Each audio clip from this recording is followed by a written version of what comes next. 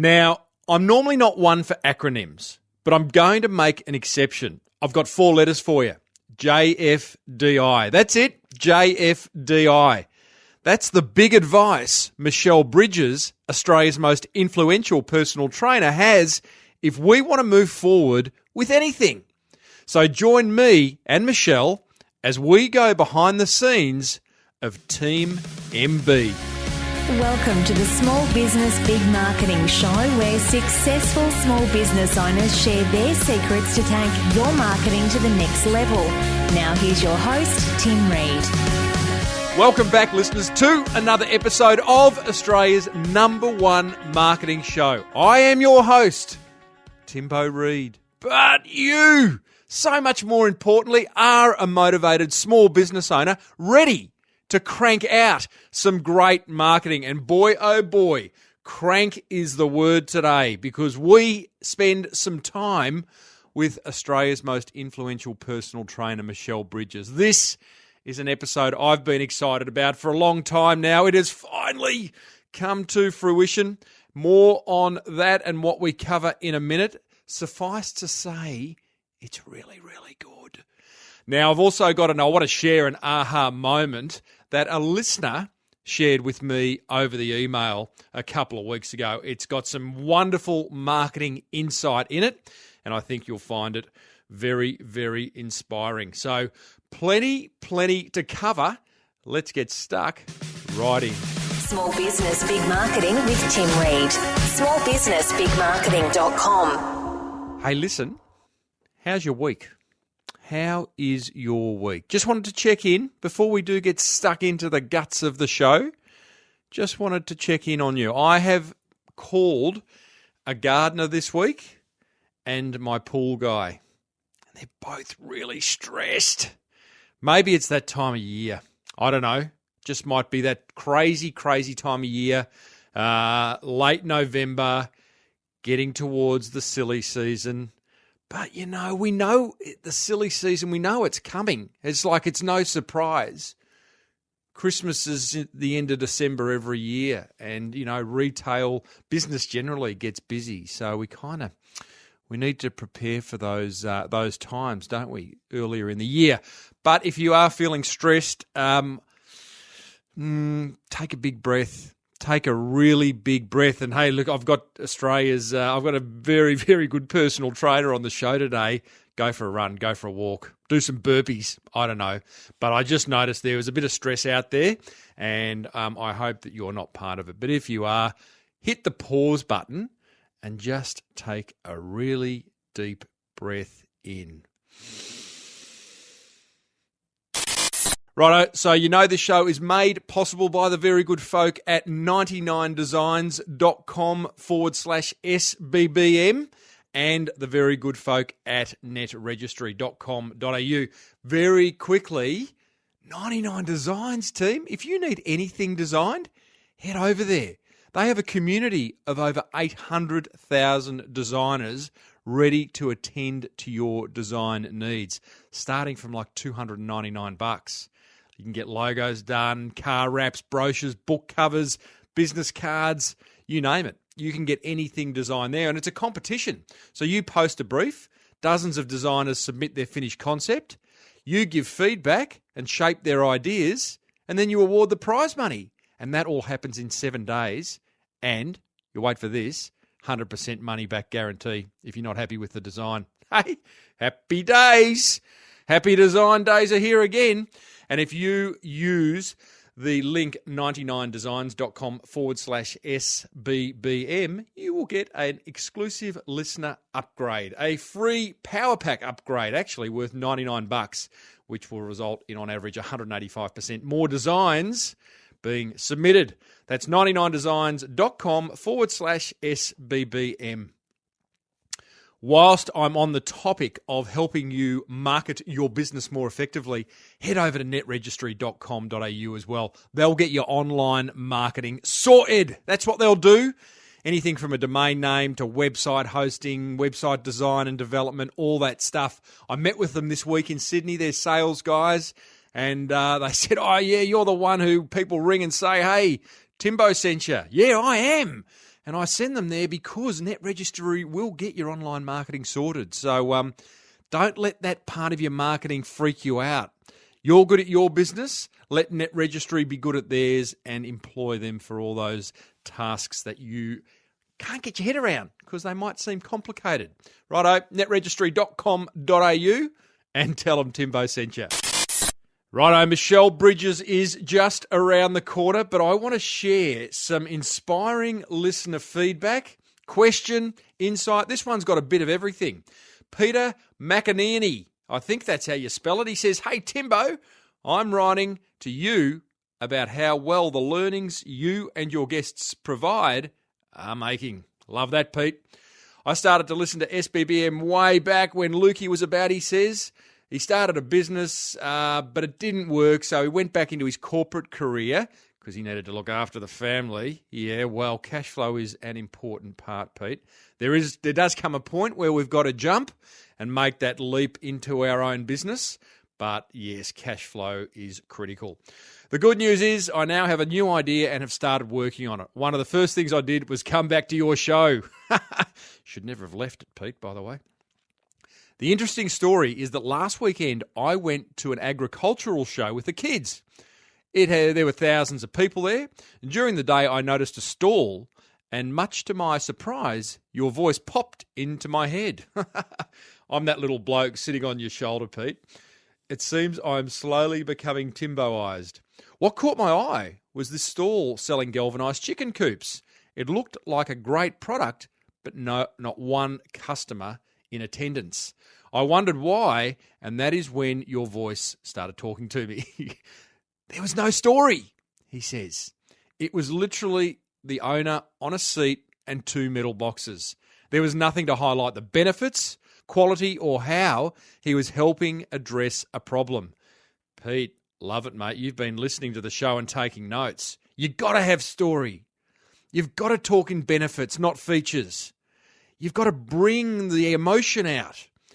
Going back to what Pete says, I could not even see brochures or business cards, so no encouragement to have a think and purchase later.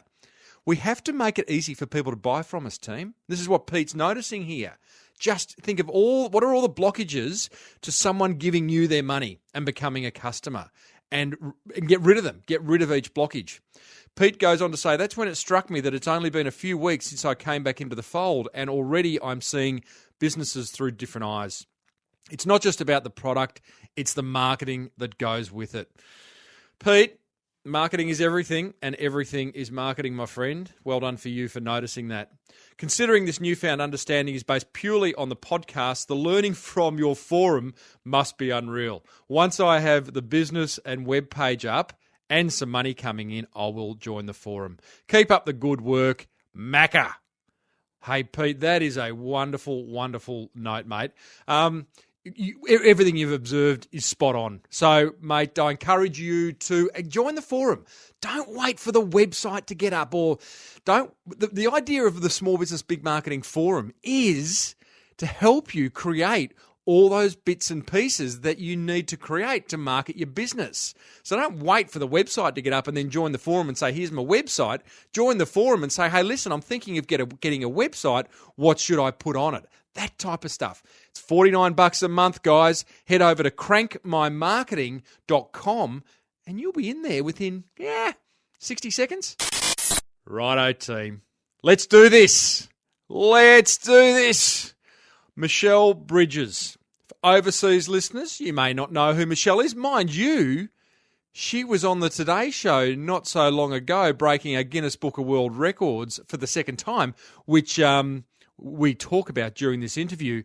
She is Australia's most influential personal trainer. She's the straight-talking yet compassionate trainer on Australia's The Biggest Loser, one of the biggest, highest-rating TV shows of the year. Michelle's also the author of over 10 best-selling books. She's got her own clothing range. She's got her own vitamin range with Blackmores. She's got workout equipment. And she's got this amazing online program called the 12-Week Body Transformation, which has stripped, by the way, 1.3 million kilos off participants. Isn't that amazing? Michelle is an inspiring lady, and she takes us behind the scenes of her brand, her personal brand, and how she created that, how she came to be where she is today, the marketing that has worked for her, and she just wonderful. She really, really does take us inside what is an empire which she never, ever intended to build, which is interesting in itself.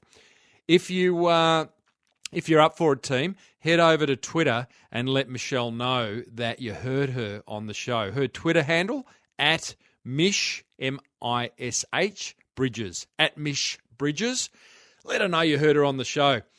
So here we go. I started off by congratulating Michelle on helping Aussies lose that 1.3 million kilograms. And counting. I'm on the warpath. That is great. It's a great stat. Well, it is, and that we hit that milestone. I guess it was about the middle of this year. That milestone was hit with my 12-week body transformation online program. But when and it was a big moment for all of us. All the team. We've worked so hard to do so much, and that stat was kind of a lot of fun to sort of put out there because we really do know that we are making a difference. But, when I think of that, along with all of my books that have been in the market and all the other things that I kind of have, happening outside of my online program, I kind of now really believe that I've made a pretty big impact in the waistline of Australians. So it's something I'm extremely proud of. So it should be. We talk a lot about pricing on this show, and I say this sort of half tongue-in-cheek, but it would have been an interesting pricing model. Did you ever wish you'd been given $100 for every kilogram that you lost from people? Do you know, it's funny, there's so many people that go out there and do they have like an office challenge where they all put $100 into a hat and go, okay, whoever loses the most weight gets the money, or whoever, totally gets to the finish line of the business charity fun run, that gets the money. And I guess for some people that can be an incentive, I suppose. Well, absolutely. But I do say that tongue-in-cheek. Your 12-week body transformation, which I want to talk about shortly, I mean, it's incredibly well priced, and it's just an amazing online business. So we'll come to that, but, maybe reconsider how you price it next time and go for the $100 per kilogram lost. Oh, my gosh. Yeah. Where would you be now? Hey, oh, wow. Let's go back. As I said to you before we hit record, wanted to break it up into wealth and health. So just the way you've built your personal brand is so amazing. And I know, looking at your bio, you started at 14 training the kids at school who didn't do sport. And by 18, you had this certified fitness instructor license. A license to kick butt, basically. Hey, yeah, I like that. I like that. And you do that pretty well. You own kicking butt. But at what point did you decide you were going to turn that license to kick butt into an empire? I didn't. That's never been my ambition, and I think that's part of the success. In a strange way. I've never had an ambition of having an empire. Mm. I've never had an ambition of actually being on television, and I think that's part of the reason why I ended up on TV, because I wasn't pushing for it. What I have had an ambition for, though, was to inspire as many Australians and even now the world to, get their act together and look after themselves better, to inspire them to want to, be more active, to eat better, to look after themselves and their family. That has been my ambition. And so with that in mind, everything that I've set out to do and everything that I've set out to achieve has been with that at the forefront. So it's real. It resonates from within. It's not that I wanted to, make money or have businesses or have staff or have, all of the things that come along with having several businesses. It's always been that I wanted to make it my mission to help people. it's Does such that a make common, sense? Yeah, it does. I'm just listening to you say that from the heart, and it's such a common thread about you'll be the 215th successful business owner that I've had on this show, and from Brian Singer at Rip Curl, Jeff Harris at Flight Centre, all the way through to a lady, Melissa Maker, who's kind of like the most famous home cleaner in Canada. At the heart of what you guys do is to make a difference, and the empire, and then you look behind you and the empire is building itself. Yeah, I know it sounds, in a way, actually now that you say that, it kind of sounds a bit cliche, but it's got to come from a place of realness. It's got to come from a real place. If your only reason to do something is to make money, then you might get lucky, but I highly doubt it. Mm. Yeah, there's a passion there, and I saw it when we were at that conference on the Gold Coast recently, where people were coming up to you and you could see, I mean, you're excited by the difference they're sharing. I mean, you must get so many stories shared with you every day of the difference you've made. I mean, that's fuel enough to keep you going, isn't it? I absolutely get at least between 3 to 5 a day. And I'm not even joking. Can I ask you? And that's not even on email. That's actually on the street. On the street. That's on the street, in the supermarket, at the petrol station, in the reception of a building that I'm going into for a meeting, in the car park, in a restaurant, walking my dog. It literally is between 3 to 5 of those a day, in the flesh, and then hundreds of emails daily. Wow. So it's unreal. It's so cool. It's very cool. And personal question, or often the questions I ask are for my benefit anyway, but I know the listeners want to hear as well. But like, I get emails nowhere near. I get 1% of what you get, but I get emails saying I've made a difference to people's business and thank you. And sometimes I don't know what to do with that information. It's very humbling. And it makes you feel good. What do you? I don't know. What's the question there? It's humbling, I suppose. And yeah, look, actually, I know where you go. Well, I'm thinking of this in what you're just saying to me now. And when I first started, particularly on television, because that's when people really got to know me. Like, I was very well known in the fitness industry, but no general public, unless they came to my classes or came to my gym, knew me. And so when TV started, suddenly everybody was sort of recognizing me, and I felt completely and utterly embarrassed, mortified, especially if I was with friends, so embarrassed. And because I didn't want to be seen as, in good old Australian terms, as a wanker. Mm-hmm. So if people would come up to me and ask for a photograph, I'd be like, oh my God, how embarrassing. Yeah, okay, sure. And anyway, a good dear friend of mine said, Michelle, I know you, and so I know that this embarrasses you, but you need to take stock because you're coming across as aloof, like you don't care. And I was like, are you serious? And he said to me, yeah. So you need to embrace this, otherwise you're going to end up coming across to people like you're above them or better than that or whatever. And I was like, oh my God, okay. So slowly but surely, if someone said to me, oh, are you that girl? Are you that girl on that TV show? Instead of like cringing with embarrassment, I'd be like, yeah, I am that girl. And they'd say, can we get a photo? I'm like, sure, let's get a photo. Get as many as you like, and that's not always easy because, you're trying to do your groceries or whatever. Yeah. But it meant I let it flow through me rather than fight it. And it's been a little bit easier to accept it that way. That's really interesting. What a great bit of advice from your friend. Because for someone to tap you on the shoulder and say, hey, you're coming across as aloof versus, gee, I've got some pretty good friends in my life. I've got some pretty good friends. They keep me very well grounded, and they were like, "You need to like work this out, Michelle, because it doesn't look good." And I was like, I'm embarrassed. I said, I know that you're embarrassed, but other people don't know that. Yeah. They don't know you. So I thought, it was good advice. What was the point then in your career, Michelle, where you look back and you go, that was the turning point? Because you've got books, you've got The Biggest Loser since 2007. You obviously were highly regarded within the fitness industry. Like, you speak from stage, you do so many things. Can you look back and go, you know what? It was that moment when it all changed. No, I wouldn't say that there was one big moment. I think there's been, a turn of events over a period of time. Look, when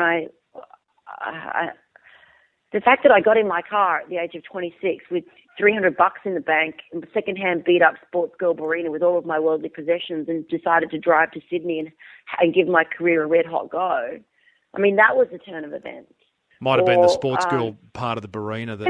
Yeah, it's true. I had nothing. I knew no one and I had no job prospects. But I thought, oh, well, the plan is just get there and see what happens. Not much of a plan, and I am a bit of a one for a planner, a bit of a planner myself, but sometimes the most simplest plans are often the best. Or it could be that when I pitched an idea to Mornings with Kerry Ann to do a fitness segment, and finally, after chasing her around the gym with this idea and beating down her producer's doors, I got that over the line. Then there was a moment where I won the Australian Fitness Leader of the Year award within the fitness industry. That was a really big thing for me and a shot in the arm for my career. I mean, I guess everybody says, well, it must be when you landed the gig on The Biggest Loser. And I would certainly say that was a big event. Mm-hmm. That was a big turning point because it allowed me to amplify everything that I'd already been doing in the background. It gave me the ability to springboard all of those ideas and concepts forward. That being said, though, it certainly didn't mean everything was a walk in the park and it was all just landing on my lap. When an opportunity turns up, you have to hone it, you have to polish it, you have to create even more in order to amplify that opportunity. One opportunity does not necessarily mean that the next one will arrive and the next one will arrive and the next one will arrive. You still got to keep being creative and being a bit of a lateral thinker. Well, good on you for not becoming complacent, because I imagine where you've got to now in your career, complacency, it could set in. I'm sure it's set in other people who have got to your level where they go, know what? I just landed myself a gig on TV. Cool. Yeah. Job's done. Job's done. Let's sit back and reap the rewards. No, I mean, one could do that, but that's kind of not my style anyway. I actually get quite excited by the prospect of new ideas and new opportunities and new projects and, the cut and thrust of business, as hard as it is, when you get knocked back after knock back after knock back and no, it's still exciting when you can see a project get up off the ground and sort of see it through to fruition. Well, here's the thing. You love ideas. You're looking for the next thing. I've got a 14-year-old daughter, Stephanie, who kids don't watch telly anymore. And you are in the mass media. I mean, Biggest Loser is one of those programs that does have outrageously big audience numbers, but that's uncommon these days. And Stephanie keeps on coming to me and saying, hey, Dad, check out these YouTubers, right? So I have been checking out these YouTubers of recent months. And there's one in particular that Steph follows, a girl called Zoella. and Zoella has got 6.5 million followers on her YouTube channel, right? Yeah, it's amazing. It's amazing. And one of these girls, I think she's 18, 19. She reviews makeup. She talks about her anxiety. She talks about this and that. So I go and watch Zoella, right? And she's fantastic. Production values off the charts. And in walks, Stephanie actually said to watch a particular episode, in walks Jamie Oliver, right? So now I'm going, TV celebrities are now looking at people like Zoella, who have these massive multi-million amount of followers on the YouTube channel and getting exposure that way. Are you sniffing an opportunity online? Well, you already got 12-week body transformation, but can you see yourself going that way of a Zoella? Of course. Yeah. Those projects are already underway. She rubs her hands together and says, I'm not telling you yet. So, I mean, that's going nuts, isn't it? Because I was even reading an article with actually the boss of YouTube, who's just saying, this is the future where, stars are being born on YouTube and not on the TV screen anymore. That's right. It's just the way it's the world is moving and shifting, and it's exciting times because yes. it means that not the world isn't ruled by television anymore. Yeah. And some people would see that as a good thing, and other people would see that as a bad thing. And I just see it as, well, it's change. Change is inevitable. Yep. There's one thing that you can't stop, and that is there's always going to be change in every industry. And I guess being someone in business, change is hard because you're sort of like, oh God, really, we just got this up and rolling, and now you're telling me that we've got to do something else. But that's the law, the law of the land. You've Way of the world. Gotta, I guess, you got to be ready for those changes. And it doesn't necessarily mean that you have to be across how it all works, because who could be and who can be. But what it does mean is that, when you can see change within whatever business you're in occurring, you need to stop and listen and maybe get some sound advice from people who are involved with that change, Totally. or who know about that change. Well, you make a great point, Michelle, because, you don't have to be across how it works. Like, I'm not that technical, but I've been podcasting for 6 years. I'm going to guess you're not the most technically minded either, but your 12-week body I don't know what are you saying? What are you talking about? Of course. Correct. So it's like, my point here for listeners, for small business owners listening, is like, focus on the content, like be Michelle, your fitness. I know my marketing. I want to share it. How you get a podcast together, or, let's talk about the 12-week body transformation. You had the content. You were the one who wanted to get in front of the camera and motivate hundreds of thousands of Australians and people to lose weight. But what did you do? Did you then go and find the people who could do the technical stuff? Yep. That easy? Absolutely. Yep. I had people that were close to me that were very IT savvy, and it was like the worlds collided. We had the perfect storm. We had, myself who had the content and the ideas and the understanding of the landscape in that arena, and then I had people who knew IT and who understood how to sort of make it all happen online. So that you can't be everything to all people. So that's when it's it's smart to get people around you, surround yourself with people who understand those different parts of your business that can be grown. Like, I've got an amazing team in my Michelle Bridges team. I've got a great marketing girl. I have so much confidence in her abilities. I have an amazing retail product development a lady who happens to be a dear friend of mine as well, but knows the industry inside and out when it comes to clothing, apparel, and hard goods. So it's being able to release some control and being able to put some faith in others, rather than thinking that you've got to be, pulling all the levers at all times. You just can't. What's your marketing girl? What's your marketing girl's name? Vanessa. What's Vanessa? What's her role? She's head of marketing for Team MB. So she's sort of within Team. I have a small team which is called Team MB. Love it. And we genius name, isn't it? I don't know where I could have come up with that. Yeah. But basically, what that team looks after is the brand and all the different verticals that sit underneath that brand. So those verticals are publishing, books, etc., writing, retail as far as apparel and hard goods. And when I talk about apparel, I talk from shoes right through to clothing, not only for women upwards of sizes of 26, which no fitness apparel actually does. I'm the only one in the country that does that, right through to shoes, as well as girls wear now, till young girls. And then hard goods from water bottles all the way through to treadmills.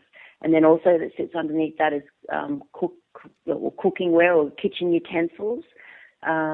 Vitamins? My 12-week body, my vitamin supplement range with Blackmore sits underneath that.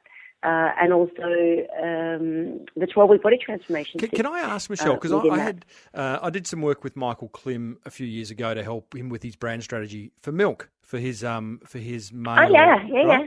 And I remember talking to Clemmy at the time, and we were talking about Ian Thorpe and how Thorpe had gone, and he went around and pretty much put his name to anything anyone put to him.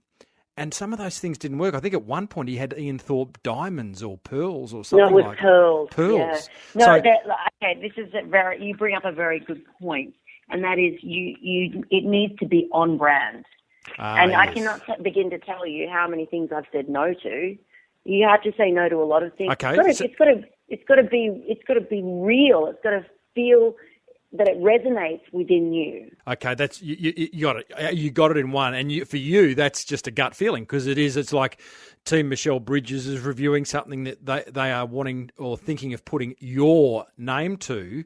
Is it as simple as you go yes or no, or is there some more strategy to it? There's a lot of thinking around many of the things that a lot of the stuff actually, to be honest with you, a lot of the stuff that we do, we actually go out and chase it because it feels, we're so passionate about it. Like I was so passionate about doing a fitness line that was inclusive of all financial, demographics, that people could feel good and look good while they're training, but they could afford it. Mm-hmm. That was just so inside of me, I was bursting. So we went and chased that one down. The same with kitchen utensils and cookware. It's like, well, I preach about, taking back the control in your kitchen and, taking back the responsibility and accountability of the food that goes in your mouth. So that kind of, I absolutely wanted to do that. Some things get put across the table that we think, that's actually quite a good idea, but it's not often. Most things that come across my table, I'm like, no, that doesn't fit for me. It doesn't work for me. I mean, I've even had a junk food giant come to me, and I was like, are you kidding? Are you absolutely kidding me? And the thing is, the general public are smart. Yeah. They will give you permission to do certain things, and they will not give you permission to do other things. So true. So true. And not easy to say no. I mean, you're at a point now where saying no is easy. You've got the cash flow and the empire is building as a result of not looking at it, but just focusing on your why. It doesn't matter. It doesn't matter. It doesn't matter whether you are down to your last dollar, or you're fine and you don't need it. It's got to be true to your core values. Mm-hmm. Yeah, I love it. Music to my ears. It's got to be true to your core values. I stand by that at 100%. Now, I want to just wrap up the business discussion, but I notice you've done, and I haven't had this discussion on the show before, Guinness World Record attempts. You've got 2 Guinness World Records, and I love it. Largest circuit training class. I never in my wildest imaginings ever thought that those words would ever come out of my mouth. Classic. That I actually have not 1, but 2 Guinness World Records. I mean, this is stuff kids dream of. Correct. I want to be in the Guinness World Record book. Really? Is that ever going to happen in my lifetime? Twice. It's crazy. It is crazy. So how did that first one, you got largest circuit training class, and then I think that was followed by largest exercise ball workout. And that was, I loved that. I watched that. What coverage. That was done in New York.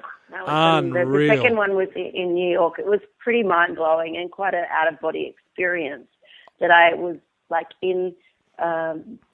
I can't think of the actual... It was right out the front of the Today Show. You're on the NBC Today Show. It's probably like the Rockefeller Center or something like that. Yeah, it was the Rockefeller Center. That's it. That's exactly where we were, in a sea of blue balls.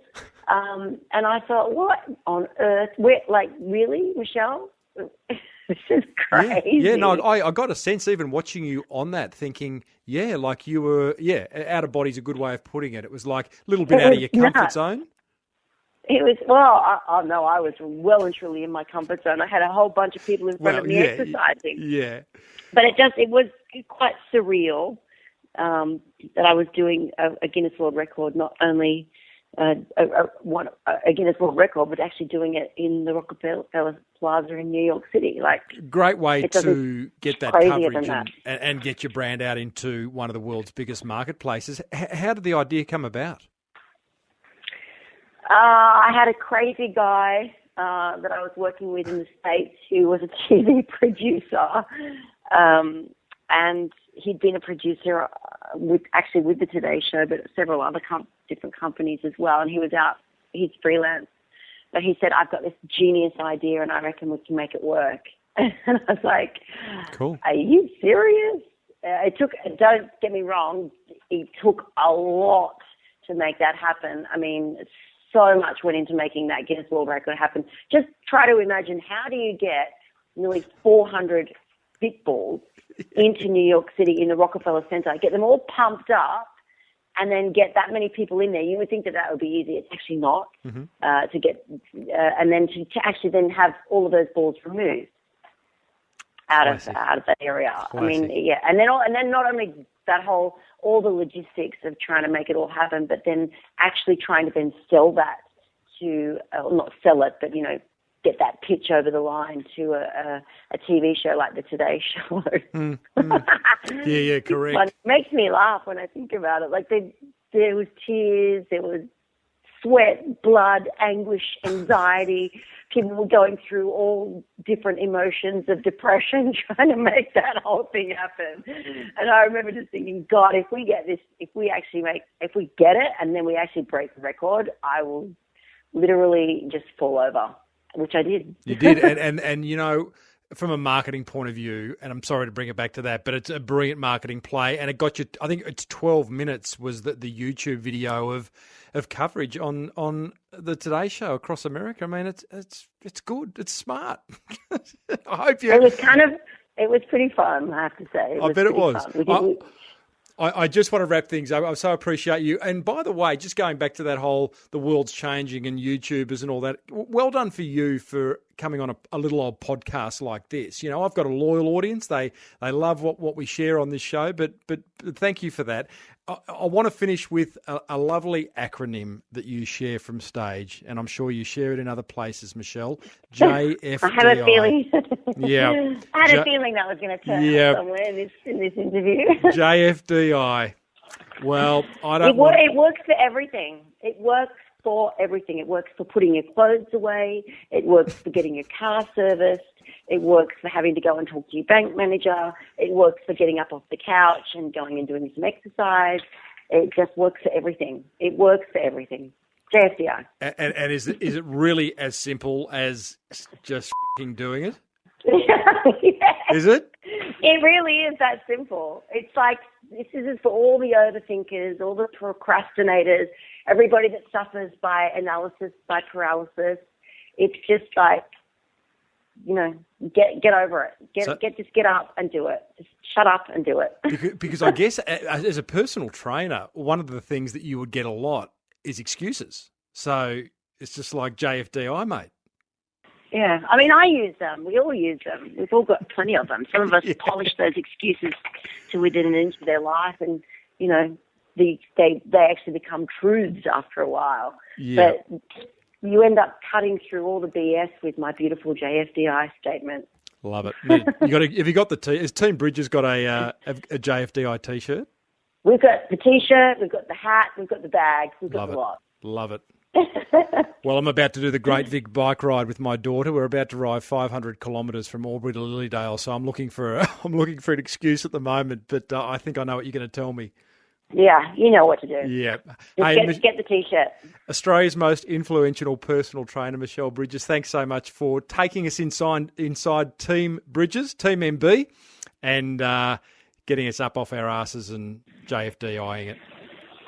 Thank you. Have a lovely day. Thank you so much. What about that? Hey, did you enjoy it? I really enjoyed it. I could have kept talking to Michelle for a long time, but I was conscious I didn't want to hold her up for too long. That interview was brought to you by the good guys at Net Registry and 99 Designs, and I want to share my top 4 learnings from it. I'm sure there are many, many more. In fact, I know there are. I'd love to hear what yours are. But here's mine. Number 1 is what you are doing in your business on brand. Great question to ask. I love the fact that Michelle sees so many opportunities in her business. People come to her with opportunities and she puts the brand filter across them. Because if you do things that aren't on brand in your business, it gets a bit smelly. Hey? Customers, prospects smell a rat. Stay on brand and everything will align and feel like it's just working, like it's humming like a well-oiled machine. Number 2, JFDI. I say no more. JFDI. Point number 3, truly care about what it is you offer in your business. And stop looking at the bank account if you are. Look at the bank account to make sure the cash flow's there, but I love the fact that Michelle has built the Team Michelle Bridges empire without looking behind to see how big the empire is. She focuses on what she loves, and that's the well-being of the human race. And as a result, she's got to where she is. Number 4, and we didn't get really stuck into it too much, but stay fit. Michelle is all about fitness. A healthy fitness owner is a healthy business. A healthy fitness owner. A healthy business owner is a healthy business. And I encourage us all to continue to stay fit. And you will find that things change. When I lost 30 kilograms, my business doubled without an inch of exaggeration. You just think clearer, you feel better, you exude a better energy. So that's my interview with Michelle Bridges. If you loved it, let her know at Mish Bridges over at Twitter. And if you loved it, let me know by leaving a comment in the show notes over at Small Business Big Marketing, episode 215. Okay, time for inspirational marketing quote of the week. What a good thing to follow up Michelle Bridges with, hey? This one is from Joe Chernov, who is a content contributor over at HubSpot.com, which is a great marketing website, by the way. And I love this quote. Joe says, good marketing makes your business look smart. Great marketing makes your customers feel smart. Love that. I love that. I am putting the finishing touches on a book. I know. I've kind of kept that quiet. And it's all about great marketing. In fact, it's all about helpful marketing. And it is about making your customers feel smart, because if your customers feel smart, then they are going to make a more informed purchase decision, and more often than not, in the favour of the business that has made them feel smart. So, gotta love that quote. Thank you, Joe, for that one. Righto, team. It is nearly time to say goodbye. Next, I've got so many great interviews in the can. I wish I could just release them all now, but then I'd have no interviews and I'd be scrounging. I'd be going like, wow, I've got to get more in the can. So I will drip feed them over the coming weeks. But next week, I've got Daniel Delaney from New York City. He is an ex-YouTuber turned foodie, and he's got a couple of amazing barbecue house restaurants in New York, and he's just a really, really good marketer. Went for quite a while, this interview, about 55 minutes, so I'm not going to put much around it, but there is marketing gold dripping from Daniel's Barbecue. Big thank you to 99designs.com/SBBM. Go and get your free $99 upgrade over there, and to netregistry.com.au for making this show possible. You want to keep the marketing discussion going? Crankmymarketing.com. Hey, join the forum. Get in the inner circle and let's get your business moving. That's what we do in there. Enough from me. I've been Timbo Reid, still am, always will be, and may your marketing be the best marketing. Bye for now. You've been listening to the Small Business Big Marketing Show with Tim Reid. Want more marketing goodness? Then visit smallbusinessbigmarketing.com.